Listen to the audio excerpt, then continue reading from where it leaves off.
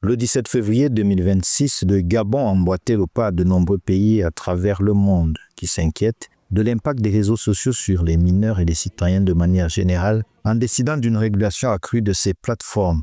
En attendant de procéder à un recadrage, la Haute Autorité de la Communication a ainsi suspendu jusqu'à nouvel ordre les réseaux sociaux, une mesure justifiée selon les pouvoirs publics gabonais face au cyberharcèlement, à la désinformation et à l'acculturation. Notre jeunesse gabonaise est exposée à travers Facebook et TikTok de plus en plus à des images pornographiques ou pédopornographiques, en tout cas des images quand même assez violentes qui sont récurrentes et qui portent atteinte à leur stabilité mentale, on peut le dire. La décision est ponctuelle, elle va permettre de faire un recadrage, de protéger nos enfants, notre génération future, parce qu'aujourd'hui on est exposé à des datas qui ne sont pas les nôtres. Et, la suspension ponctuelle de ces plateformes-là ne peut pas, comme je l'ai dit tout à l'heure, ne veut pas dire suspension d'Internet.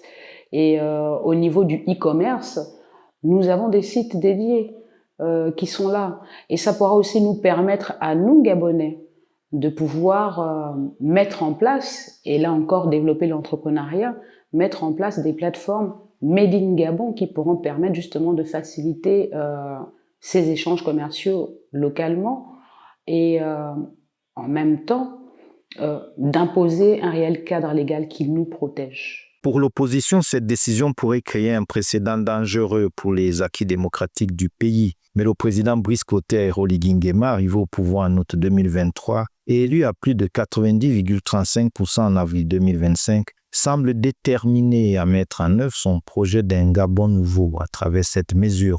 Un Gabon nouveau tourné vers la souveraineté numérique, la digitalisation des services publics, l'autosuffisance alimentaire, la protection et la promotion des valeurs nationales, la diversification économique. Dans ce domaine, le pays veut réduire sa dépendance aux industries extractives qui représentent encore 50% du PIB et 80% des exportations. L'une des mesures les plus ambitieuses a été de dire qu'à l'horizon 2029, nous allons transformer le manganèse localement.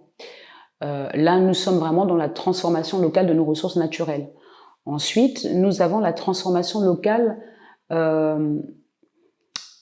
au niveau de l'agriculture, qui va transversalement être la base du développement de notre autosuffisance alimentaire, donc qui va toucher beaucoup d'axes. Donc, au niveau de l'agriculture et de l'élevage, il y a eu aussi cette décision forte qui a été faite et qui a été dite par le président de la République, qui est, à l'horizon 2027, l'interdiction de l'importation des poulets de chair.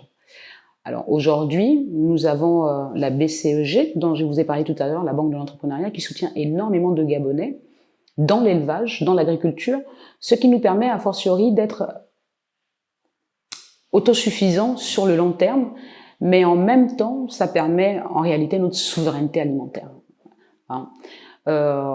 Enfin, pour finir, un autre axe, tout du moins important, c'est la digitalisation, notre souveraineté numérique. Le Gabon mise aussi sur des partenariats mutuellement bénéfiques pour atteindre ses objectifs.